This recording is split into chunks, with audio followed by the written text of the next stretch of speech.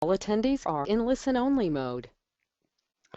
Good morning, everybody. I'm delighted to welcome you to today's webinar on international branding and some of the common mistakes that businesses make when doing it for the first time abroad. My name is William Barnes-Graham and I'm the Digital Content Manager at Open to Export. We are a government-supported online community helping small UK businesses get ready to sell overseas through our Export Action Plan, our Ask the Experts forum, our how-to guides, and our monthly webinar program. Please visit the website to check these out. You can ask questions at any point during the webinar using the question box on the control panel to the right-hand side of the screen. We'll get to as many of these as we can at the end. And with the questions, we will be reposting many of them to our forum after the event. So if you're already signed up to the website, you will get a notification saying that your question has been posted under your account. And if not, we will try and set that up for you. This will allow you to get answers to your questions straight into your inbox. We don't typically share the slides, but we do a YouTube recording of this webinar, which we will share around in the follow-up emails following the event. Leading the presentation today is Bob McInnis from Duffy Agency. Bob is a seasoned presenter in international branding and marketing and has advised a wide range of businesses on their international branding, including big names like Ikea and Volvo, and a wide range of smaller businesses too. For the question and answers at the end, Bob will be joined by Sean Duffy, the CEO and founder of Duffy Agency, who Bob represents. Duffy Agency are a digital marketing firm whose sole focus is helping mid-sized brands experience fast growth across multiple borders. So for now, over to you, Bob. Thanks, William. It's a pleasure to be here. I've known William and the rest of the team at Open Export for quite some time now. It's a wonderful organization. We've actually contributed to some of the content to their learning area. So yeah, so I'm going to talk for about a half hour, and then as William mentioned, we'll have time for questions. And yes, we're lucky enough to have the founder and CEO of our agency, Sean Duffy, willing to sit in for the Q&A. So for that last part, I'm just going to get out of the way and give you direct access to him. But before that, I'm going to share some tips that we've learned over the years on avoiding mistakes when taking your brand abroad. As William mentioned, we're an international digital marketing firm.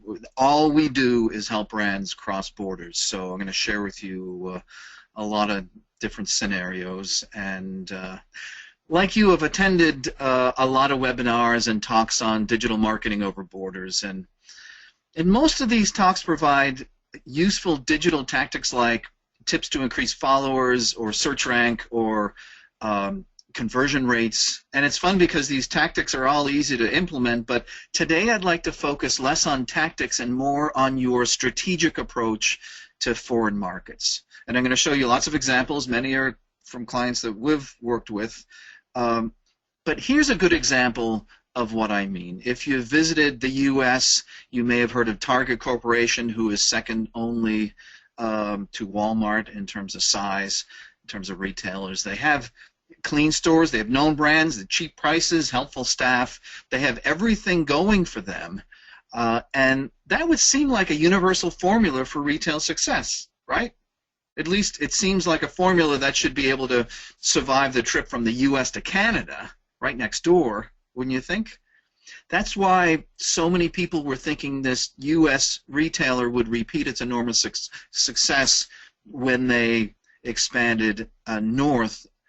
And really, they're no slouches. They employ 350,000 people. They have annual revenues over $70 billion, and they're ranked 36th on the Fortune 500.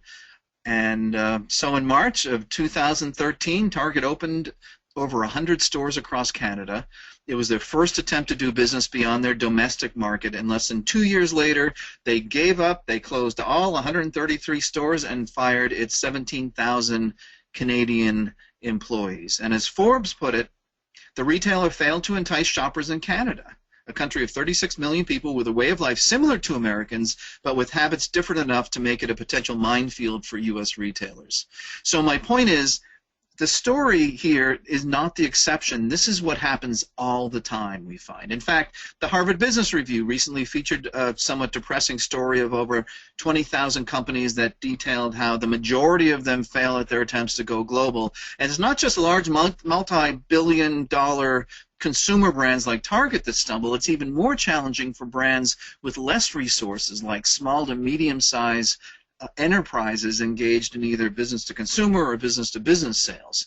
So the takeaway here really is that Target didn't fail for lack of digital marketing tactics. In fact, we see very few companies fail because they weren't good at tactics. We do, however, see many fail for much more fundamental strategy issues having to do with cross-border marketing, and that's where I'd like to focus today. So 3 other reasons why I think our time is best spent on these more fundamental issues. Well, number 1, the tactics online, they're changing on a monthly basis, but the principles we'll deal with today, they don't. And if you can master the principles, you can develop your own novel tactics for your brand. And you can outsource tactics. You can't outsource your strategic vision and guidance. And in our experience, what we're going to talk about today are the things that have a much larger effect in determining the success or failure of your brand when traveling abroad. Okay, so here's a good example of a brand having trouble traveling or leaving home. If you've been to Sweden, you've probably seen this product, maybe in Ikea. Callis is this iconic Swedish brand found pretty much in every Swedish home. It's to Sweden, I think, what over here in the U.S. Skippy peanut butter is in the States, except Callis is fish eggs dispensed like toothpaste and eaten for breakfast. And it also comes in a number of flavors like this one. I'm going to guess that the concept of banana-flavored caviar in a tube for breakfast may not travel well, at least to the States. So cultural-based dietary habits put restrictions on where this brand can create a market for itself. Similarly, for peanut butter, if you look for peanut butter over in Sweden, you won't be able to find it in a grocery store, and if you do find it, it'll be in the baking section of a Swedish supermarket because no one would ever think of spreading it on bread. So assuming that you're not selling caviar in a tube, I'm assuming you'll perhaps be able to take your brand further afield. So let's look at some tips.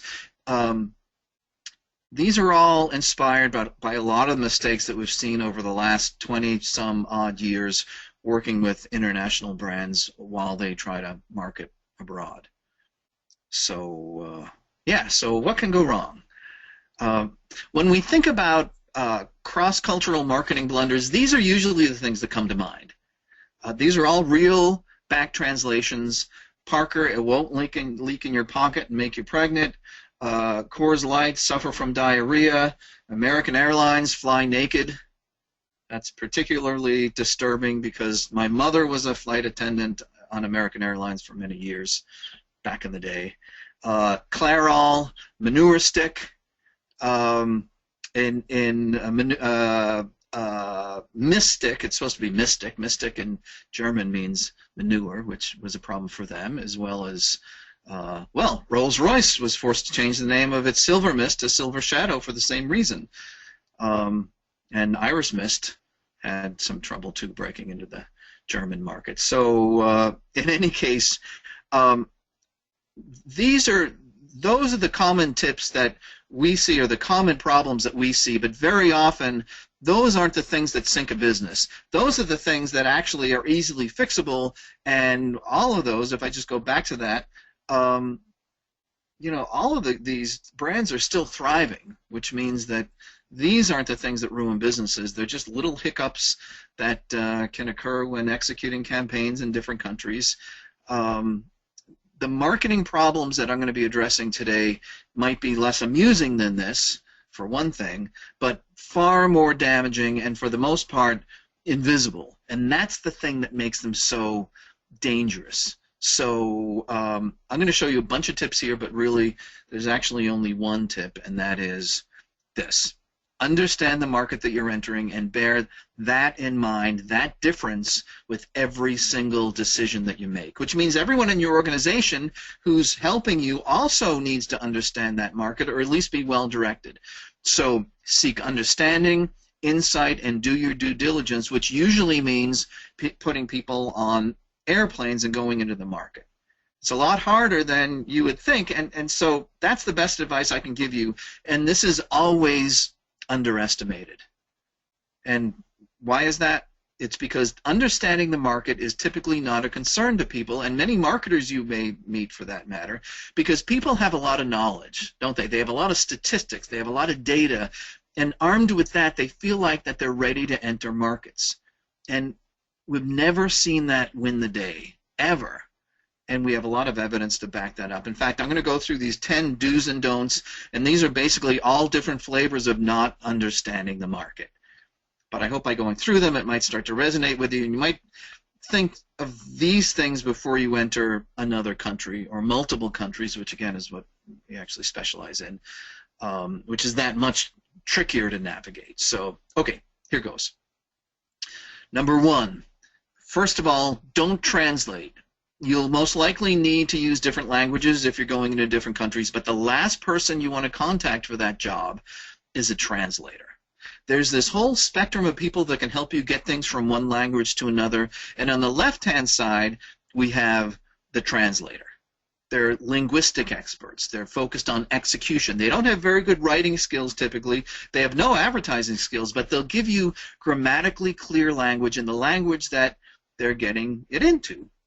Of course, there's a big range of translators you can use, right? Everything from Google, who will do it for free, to professional translators or translation houses. Basically, translation is good for really simple communication. Down and dirty, just get it done. But it's not suited for mass communication. And if we look at mass communication, we have two other categories. We have people who, well, if we go to the far extreme, are copywriters. These are people who are used to motivating people. Really, when it comes down to it, that's what your marketing is all about, isn't it? It's about motivating people to do things. The only problem with using copywriters in this scenario is that they're not typically comfortable with rewriting other people's work. They're typically hired to conceptualize and come up with their own ideas. And the idea of taking an ad agency in another country and just using them to translate your work is probably not a good idea, because our experience is that it'll be a huge headache because they're always going to be trying to reinvent what you're trying to do. What you want is to find someone in the middle. There are a whole bunch of people who are professional adapters, and they have translation skills, but they also have really strong writing skills, and they understand the adaptation process. And these people really are able to get your message from one language into another while preserving the idea and preserving the motivation, which is the real skill, and that's really what you want to pay for, to have the marketing messages created in the first place. And I'll give you an example of this. We worked on the Saab account globally for many years, and one of the ideas with adaptation is always to write the best. For instance, if you're speaking English, the best English for an English-speaking audience, and don't worry about the translation. Some people ask you to write in mid-Atlantic English, which is really an absurd concept. It's like writing poor English that won't really resonate with anybody, but it'll be really easy to translate. So that's, of course, not a good idea. So this is an example of an ad that was launching for the Cabriolet for Saab. And at that time, in the U.S., oxygen bars were all the rage among a lot of people, especially in California. You go into a bar, and instead of drinking alcohol, for example, you breathe oxygen out of tanks. So California, who would have thought? And we thought it was a good idea for a headline, and we knew when we wrote it that it wouldn't make any sense anywhere else in the world, but at that time, for our target in the States, it tested really, really well. But we didn't try to translate it. That wasn't the point. What we did is we had it adapted. And when it was adapted into Swedish, for instance, it had this headline. I think even though it's in Swedish, you can probably understand what it says: Saab versus claustrophobia. completely different word, and could never be translated, oxygen bar, into claustrophobia, but it preserved the idea. And that's really the key to this. And that was actually a really good writer who did that, by the way. So number one, just to sum up, don't translate, avoid translation from mass communication. Try to distinguish between translators, trans creators, and creators, and use the right one for the right job. Optimize your copy for every language that you're going into. Write the best Chinese you can write the best English, write the best Spanish you can write. Focus on conveying ideas into the other cultural context, not just the words, and that's really the key. Of course, always get back translations. That's having what the translator does, put back into your language just in case. Okay, 2, clarify sales versus marketing. And this comes up again and again when you're dealing with several markets. There's a lot of confusion, even domestically, on the difference between sales and marketing. And we use this really simple definition. Marketing is responsible for generating, nurturing, and retaining leads, while sales is responsible for converting and closing leads. And if we put that into the broader context of brand equity, this is our brand equity cycle, we can see that sales is basically trial down the bottom. And when we get to trial, we want to use sales tactics, and we want to use sales language and use sales mannerisms, and everything else really is marketing. What we find is that if you take the sales tactics below that line at trial and start to use them above that line, there's a big chance that you will fail. And it's a classic mistake, especially today if you're on social media or in content marketing. If you're trying to close deals and sell with those channels, you're in for an uphill battle. And conversely, when you get marketing people coming down and trying to do sales work, you'll never close anything because they're not geared for that.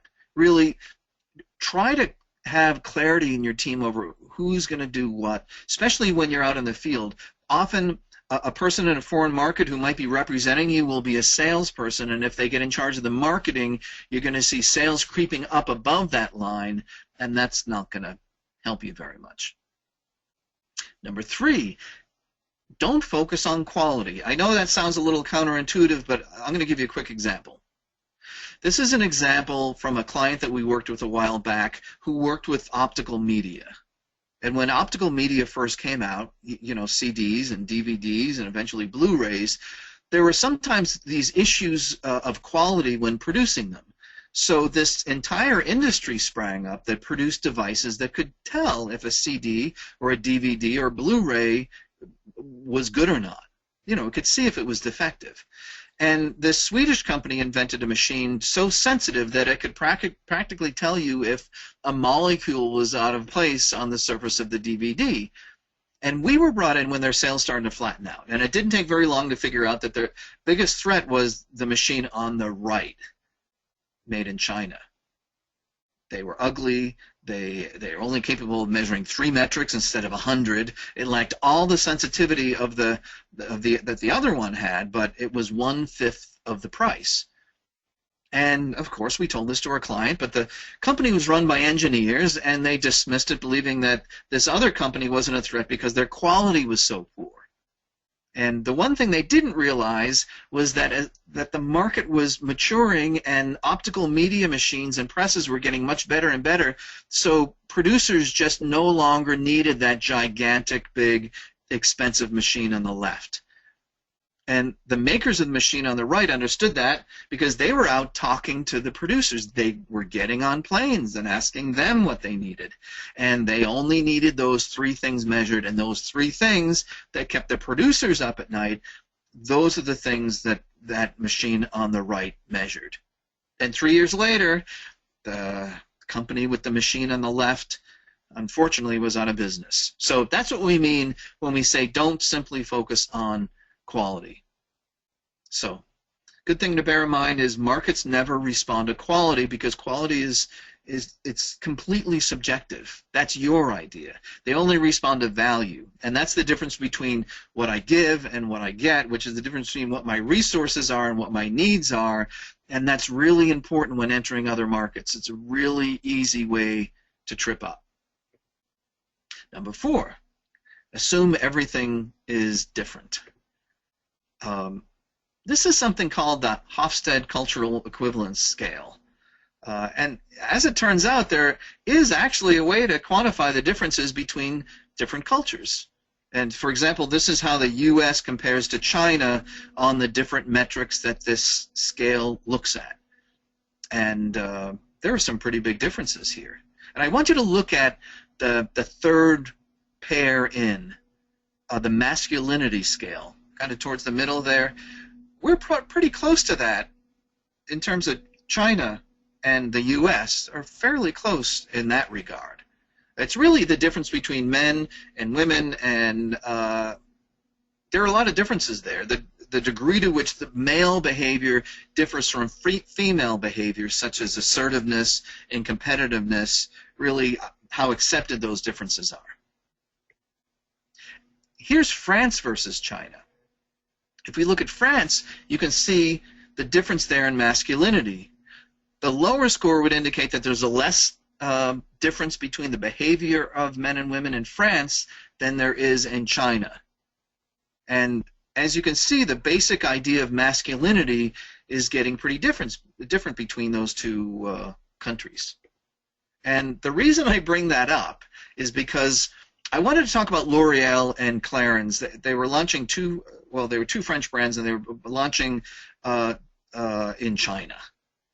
And L'Oreal did a great job, and Clarins failed miserably. And a study was done after, and what happened was the Chinese men said that they couldn't relate to the Clarins brand image, whereas they felt the opposite for L'Oreal. They thought it was easy to relate to that brand, and they were actually inspired by it. And if we look at what they did, L'Oreal, the French company, they used a Chinese man and his idea of an aspirational man, and they did this just by grabbing a macho celebrity and using him in their communications. Takeshi Kaneshiro, a singer and actor, he's actually considered the Asian film industry's Johnny Depp. And the same reason he's on the L'Oreal box in China is the same reason he's not on boxes in the US or other parts of the world. Now, Clarins, on the other hand, also a French company, they used a Parisian's idea of an aspirational man. And if you remember the Hofstede scale, they used the metrosexual. They used the Chinese men looked at this guy and they simply couldn't get their head around it. They didn't know what he was supposed to be.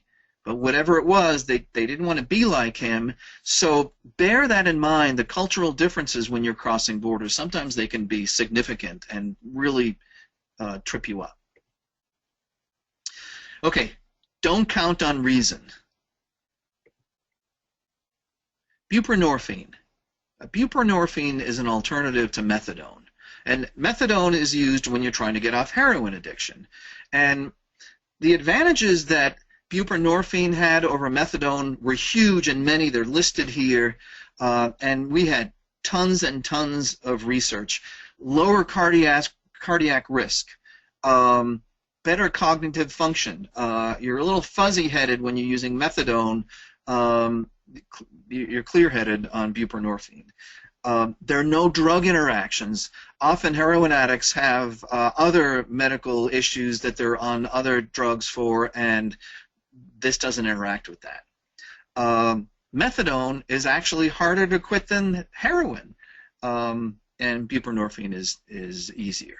So there are all sorts of benefits here, huge benefits to it.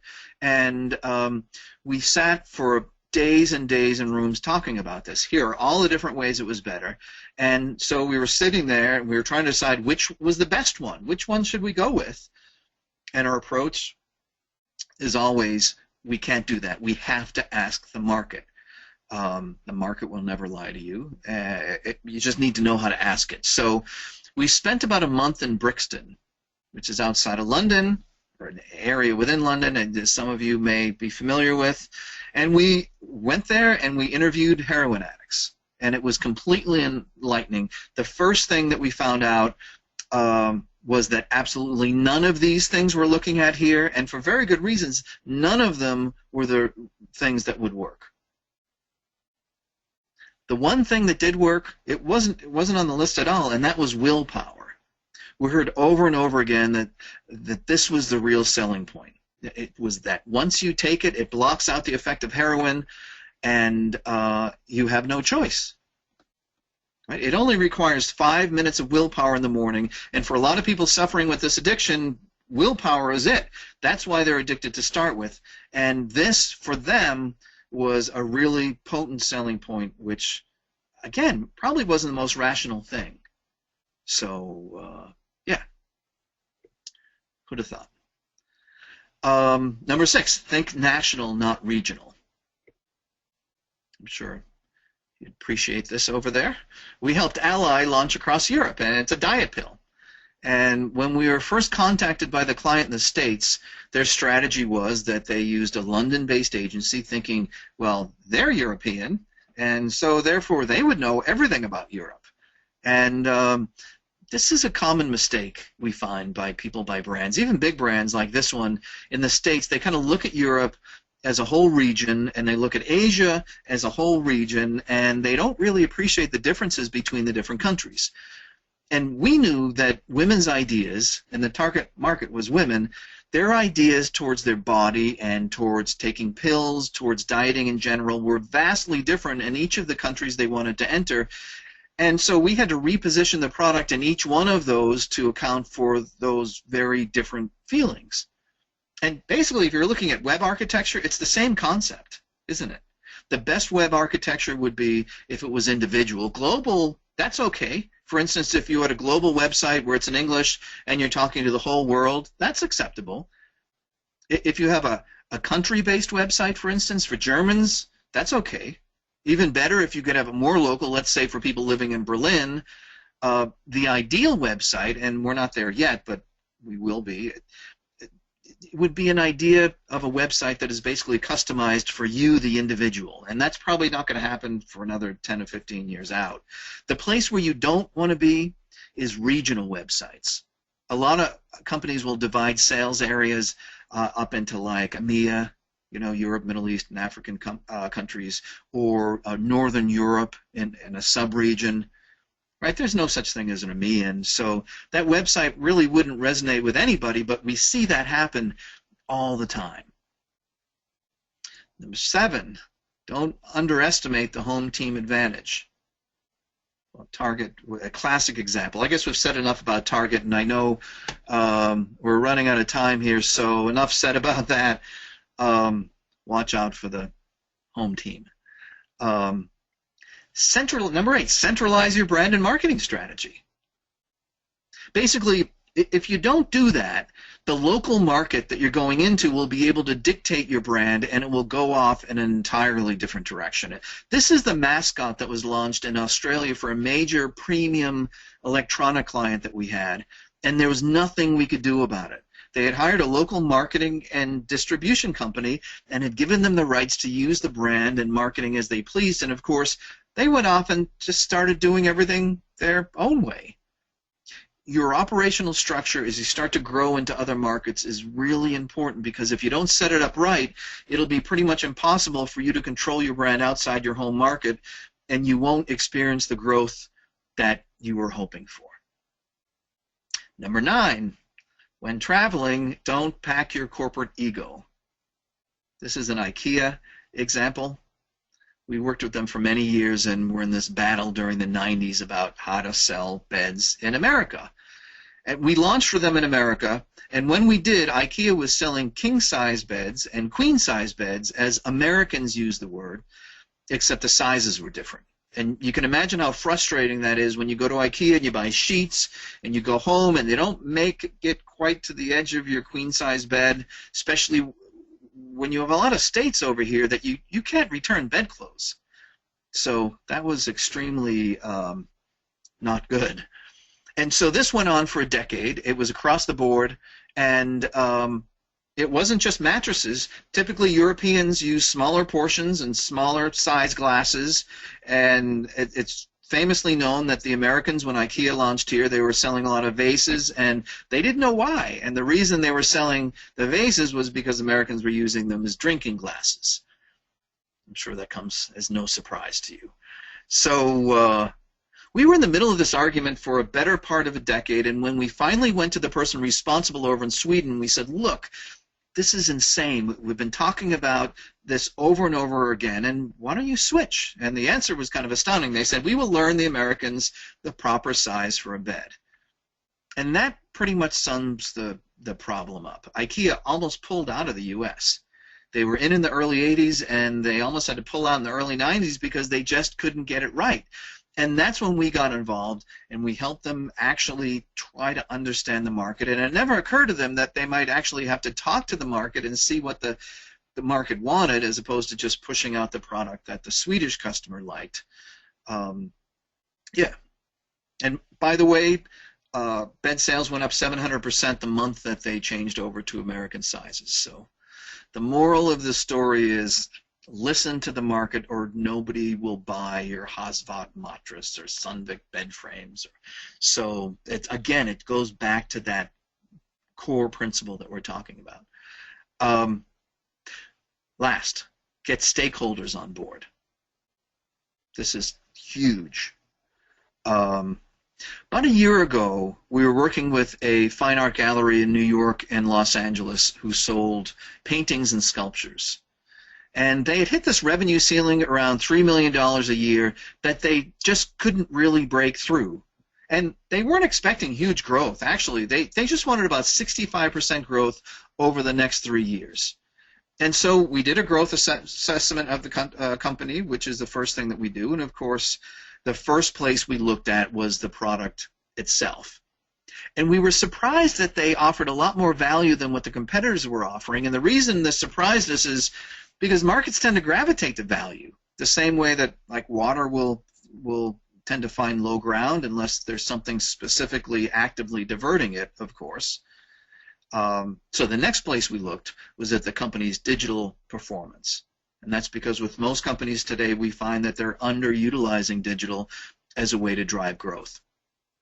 And when we looked at their digital performance, we found that it was pretty weak. They had an e-commerce site, and they were active on social media, but active isn't really the same as effective, and it was showing up in their results. So they decided that digital just didn't work for them, that people just didn't buy fine art online. But it didn't make any sense to us. And the first reason that it didn't make any sense to us is that all online fine art sales were going through this incredible growth spurt at this point, and they were really well known in this category, and we would have assumed that that would have been reflected in their numbers. But if we looked at their numbers, what we saw was something a little different. We saw this. This is the traffic to their eShop. And it started in 2010 to grow, as you can see, as we would have expected it to, pretty aggressively. That green line should have continued up, and if anything, grown steeper. But in the first quarter of 2011, just the opposite happened. It reversed and started going the other way. And so we dug deeper, and sure enough, we found that at that exact, actually to the day, at that exact moment that their traffic started to drop off, a new competitor had launched. And this competitor was an online gallery. It was a pure digital entity. And what had happened was that the market was actually booming, but they didn't see it because basically the competitor was taking all of their traffic, which for an e-commerce site meant that the competitor was taking their sales. So that red part, pink red part of this chart here, the 3.4 million more or less figure that you see there, it's basically the price that they paid for letting their digital guard down. But we also saw this as an opportunity for growth, and we could easily see what was broken, and we knew we could fix it, and when we fixed it, it probably would yield them a lot more than the 65% growth that we had originally set out to achieve. So we started to kind of look at different scenarios, and digital really allows us to measure more accurately, which means we can also predict and show people ahead of time what we think the marketing will do. And my advice would be to do your homework and make it visual for your stakeholders. In this case, with this gallery, we projected, and we could pretty accurately project what would happen if they just continued with their current tactics, which was simply an AdWords campaign. And we could see growth in revenue of about $2.5 million over the next 4 years or so. And then we asked, what would happen if we did just a little more? What if we started working with this conversion rate? If we just improve that, not spend any more, just take it from 0.11%, which is a tenth of 1%, and by marketing smarter, bump it up to only 0.5% conversion rate, still pretty low, that alone would have a major impact, as you could see. But what if we bump that up a little more and combine it with building their audience up? If we bump the conversion rate up to just 1%, well, here's a conservative estimate. And as it turns out, the differences you can see is pretty dramatic. And these are really conservative figures dealing with altering their traffic and altering their conversion rate. Both things we can adjust and move the needle on. And when we say things like, we put our money like this, we put our money where our mouth is. We charge for strategy work at our agency, but the majority of our compensation is based on the results we provide. That's why we're kind of a flipped agency. You can see a little logo there. We are in it together with our clients, so we have to be very careful when we predict these because we are impacted as much as the client is. So the result was that there was not just trying to convince some investors. They actually brought in 3 rounds of investors, and there was a bidding war basically among the investors and a happy ending for that client. But we found that the key was mapping it out in a way that would get the stakeholders on board, and that was the key to the company's success. So really important to do that, whether they're internal or external stakeholders. So, okay, why don't we sum this up? Again, it all goes back to that single concept. Understand the market that you're entering and bear that in mind. Bear the differences with every market in mind with every single decision that you make. It's not just about statistics and data, it's about getting out there and asking your market. Again, the market will never lie to you if you know how to ask. So it's this combination of really knowing the markets you're going into, determining the market opportunities and threats, and your own company's strengths and weaknesses, creating a solid growth strategy, making it visual for internal and external stakeholders, and then properly leveraging the power of digital when implementing and managing it. These are the keys to successfully growing across borders. And, well, looking at the time, I hope I was able to shed some light on these areas for you today. Again, as I mentioned, we're fortunate to have our founder and CEO here, so you can pick his brain. Sean Duffy, ask him anything you want. I think William has been collecting the questions, so I am going to turn things back over to him, and we can move on to the next, to the rest of this. William, are you there? I'm here, yeah. Thanks, Bob. Yeah, really interesting and at points quite amusing presentation. So yeah, thank you very much. Just to begin with, just to ask a quick question about your translation point earlier on, because we actually had a webinar on translation in March, interestingly enough, and I think it might be a linguistic thing because we have a lot of translation companies who've provided content to us before, and I think am I right in clarifying that it's not by not saying don't translate your content per se, but the point is more about make sure you get the right quality of the translation, make sure you're adapting it for your audience rather than just going translate it and use that translated content. Yes. It needs to go into another language, but it needs to be more than just translated word for word or even just kind of understandable in another language. It needs to take into account what you're trying to get the target to do, and very often that means changing some of the meaning of it from from oxygen bars to claustrophobia, where completely different meanings, but really getting the same message across. So yeah, it's not getting a copywriter who's going to change everything and come up with their own ideas, but it's not, you just don't want to use a translation house that may just turn it into a different language. It's somebody in between called an adapter. Okay, cool. So, yeah. transcreator. Thank you, Bob. So on to some of the questions we've had. Just starting with a question from a couple of people, which is about taking brands into kind of the Far East, countries like China and Japan, and obviously you made that point about different nations as well, rather than regions. Um, what are this might be for you as well, Sean. What are the biggest challenges for bringing smaller brands in particular to a very different culture, so to a place completely far away? Yeah, hi. I think a lot of the challenges are similar or the same. It's just that a smaller brand typically has less margin for error. They can't totally screw up and then just reinvest and go back in again. So you might say that in some cases you could say the stakes are higher. But the first is what Bob touched on. It's really getting not confusing understanding and insight for knowledge and information.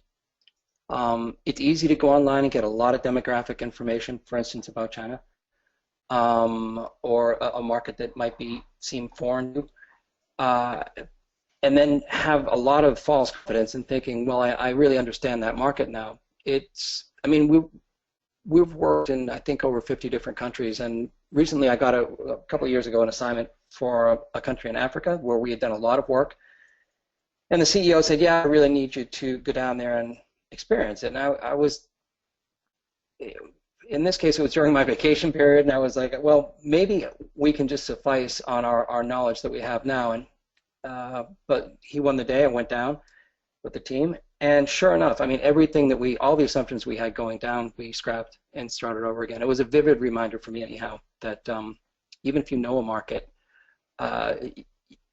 you shouldn't base your business on those assumptions. Which brings to the second thing, and that is sometimes, in the case of Target, for instance, if we have ideas about a market, Americans think they understand Canada, and very few of them do. That can almost be more dangerous than going into a market that you know nothing about, because again, it's false security. You think you know them. Or let's say you're going into Brazil and someone on your team happens to be Brazilian, and you think, oh, well, you know, that could save us some research right there, because this guy should know the market. I mean, I wouldn't go into my own market without doing research. And if you think of the risk going into a foreign market, the chances for something going wrong are much higher. So definitely take the time to understand the market. And the last, I think, again, Bob touched on, is don't underestimate the local competitors. They will not sit passively as you enter their market and try to take their market share. They will do everything they can to block you. And in many cases, in different countries, they have different ways to do that, including political maneuvering that can be done. So don't underestimate that. Okay, and we've had a lot of questions from, because our audience is often very smaller, medium-sized businesses, and one of the questions is kind of for new brands, especially brands kind of looking to export quite early on in their growth. Is it better to deliberately brand for the new export market, or should they pivot towards their originating market first?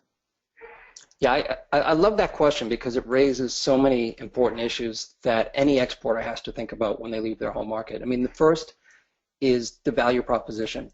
Now, we find it's optimal to create a global value proposition that works in every market. If you think of, for example, Volvo, they use safety. That's their value proposition. It's global. Now, no one buys a car based only on the fact that it's safe, or very few people do anyhow. However, that's not the purpose of the positioning. It's having that safety issue makes a point that has pretty much universal appeal. There are very few drivers who absolutely don't care anything about safety, on the other hand. It has universal appeal, and it's a great conversation starter no matter what market you're in. The second, which I think that the question might be more talking about, is what is the brand's position? And as the word position implies, it's a relative thing. It's relative to the local market situation, the local culture, the local competition. An example might be a sports drink that has a value proposition of quick hydration or rehydration. In the US, that might be positioned as a basketball drink, because basketball is big in the US. But if you're in Brazil or the UK, that same brand value proposition might be positioned as what Americans would call soccer or football drink. So, of course, the positioning will affect the promotion in that way, but you've also got to think then, what effect does that positioning have on the product, the price, and your place strategies? Okay, to position correctly brings up the third thing. You need to do a really good segmentation, market segmentation. Domestic marketers can tend to get a little bit relaxed about segmentation because usually we just do it on demographics, maybe psychographics. When you're working globally, you really have to start to think, or you have to bump up the importance of geographical segmentation, because with that is going to become differences in regulations, for one thing, culture, language, competition, economy, climate, etc. And those could have a big impact on you. And I'd say the last issue that the question brings up is, I think, the idea of country of origin. Even if you're targeting your brand to a foreign market, you may choose to either play up or conceal the country of origin story. In other words, a British brand might decide to play up its Britishness when marketing in the US, or, for other reasons, appear to be more American or even from another country. This has a lot to do with how that market, how the country of origin is perceived in the target country, which you can imagine changes quite a bit. A Belgian chocolate being sold in the US would probably want to play up the fact that it's from Belgium. A chocolate from the Ukraine might want to shift attention away onto something else, for a variety of reasons. Cool, thank you. Certainly over here we hear a lot about the great British brand, so it's definitely something to consider in terms of how you use Britishness if you're a British exporter. We've had a question from Chris, which is probably common to a lot of people as well on this call, which is it possible to support launching in a new country purely with a digital and PR campaign? Yeah, I'd say for sure.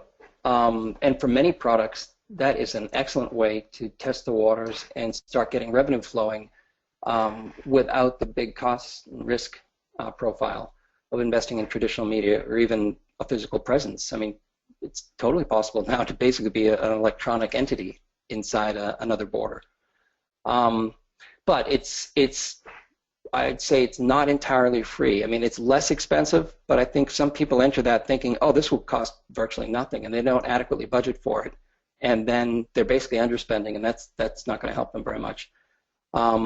Also, if you're going to take that approach and you're looking for somewhat aggressive growth, you're going to require a stronger strategy because you have, again, less margin for error. You have to have a really strong strategy to succeed online. Online, it's really hard these days, as you might imagine, to get seen online and get traction. So, and then another thing that we often see is that if you have a small budget, you should have a big idea, or at least it's a way to really offset the fact that you have a small budget. Okay, this is a big brand, but if you take the example of Dove soap products, soap isn't very interesting. I mean, we all need it, we all use it, but it's not that interesting. Dove decided to stop talking about soap online and in their regular media, and they launched their Real Beauty campaign, where they started talking about a related, tangentially, image, which was women's self-image and beauty. And that, of course, is something people love to talk about, and it's gotten incredible traction online and been very successful for them. But there's an example of actually looking for a bigger idea. I think the last is that although digital and PR are less expensive than traditional media, they also deliver less back on their own. If you have a brand where you're basically, for whatever reason, need to get into a market and take market share quickly, and this is especially true for a concept that is unique but highly copyable, someone else could take that idea, you might want to just get in there and be established as the owner of that idea before anyone else does. You'll get there much faster, of course, if you combine PR and digital with traditional media. So that's something just to bear in mind. Okay, thank you. We'll do a couple more questions because we're almost up to 4. We've had loads of questions in about companies who sell through a distributor or an agent in another company, and kind of how do you balance the brand, your own personal brand, with how the distributor might want to rebrand, and then things like costs and stuff like that. From your experience, what do you advise kind of startup exporters? How do you advise them to deal with distributors while trying to get the right brand and messaging out there? Yeah, I think the first is to have ideally this discussion would happen before any distributors were signed. Often we find it's not that case. We have to go back and try to redo it. But at the start, it would be to think, what do you want with this brand? I mean, if you want to create a global brand, and there's a lot of benefits to having that, then you're going to have to set up operationally, set up the company in the way you distribute in a way that allows you to do that. And as Bob had mentioned, it really comes down to centralizing the marketing function and control. Ideally, you'll have some sort of a financial control over it. For instance, you tell the local person, you incentivize them. In some situations, this can work. That look, we're going to subsidize the local marketing. We'll put in $2 for every dollar you put in, but you do it the way that we say. Otherwise, you don't get a marketing budget. There's some companies have done it that way.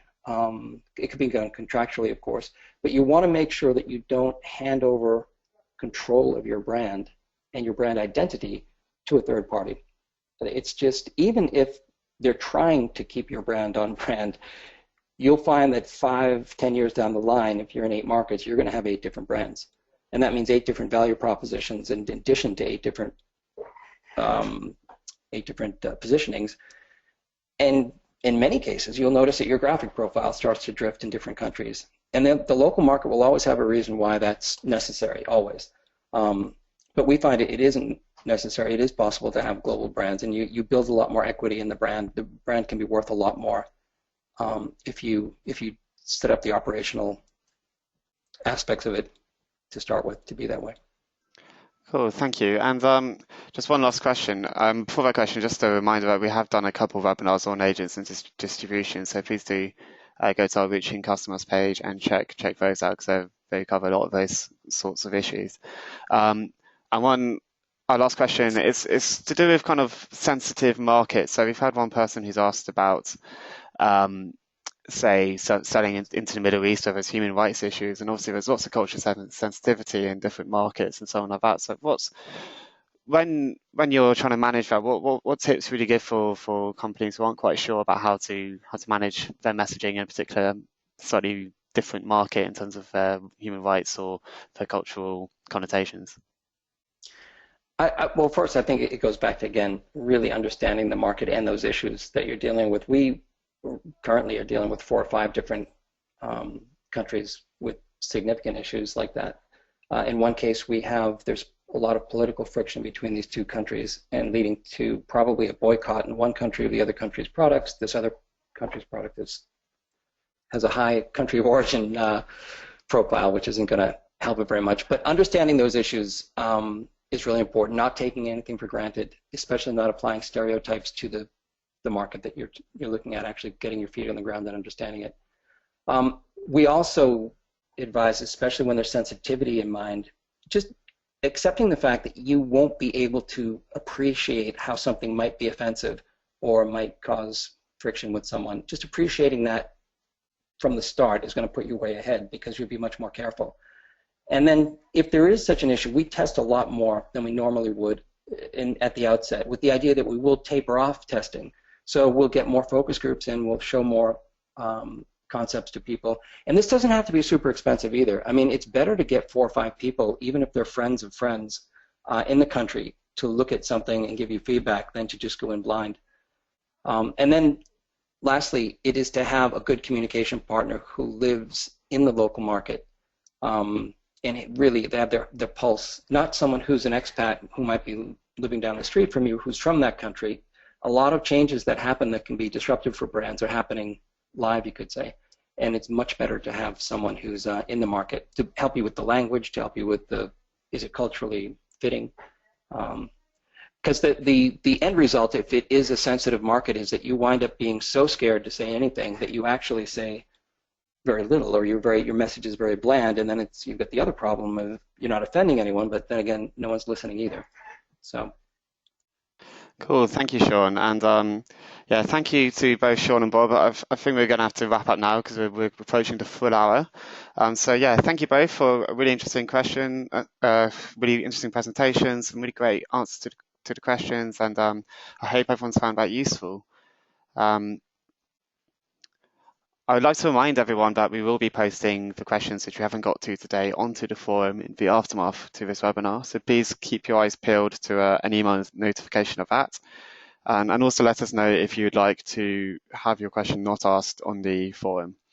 Thank you once again to the presenters. There's plenty that can go wrong with taking your brand overseas, so I hope that advice has been useful, and if you've got any further questions, then you can ask on the forum just by signing up on the site. Our next webinar is on September 20th and is on market research, how to get started with it, and what information you need to gather to make well-informed business decisions. So hopefully that should follow on nicely from this webinar. Nigel Spencer from the British Library will be leading that session, joined by James Close from the Institute of Exports Doing Business Guides and our very own Leslie Batchelor. You can register for this on our site by going to our upcoming webinars page link in the highlights tab, and the registration link will also be circulated to everyone who registered today, along with a recording of today's webinar, which will be posted on YouTube. You also should have received an email today with a survey we're doing for topics for next year's webinar programme. Please fill this in and help to shape our export tips, and hopefully next year's programme will be just as diverse and rich as last year's. I'd also like to point out that our next Export Action Plan competition is open. Complete and submit your plan by October 14th with a chance to win £3,000 cash towards your international growth. The final will be taking place in London at Going Global in early November, and the competition and tour have already helped a great many small and medium-sized businesses to realise their export ambitions. So please go onto the site and have a go. That's all from us for now. Please take our survey as you exit to let us know what you thought of the webinar and give us suggestions and for improvements. Thank you for attending, and goodbye.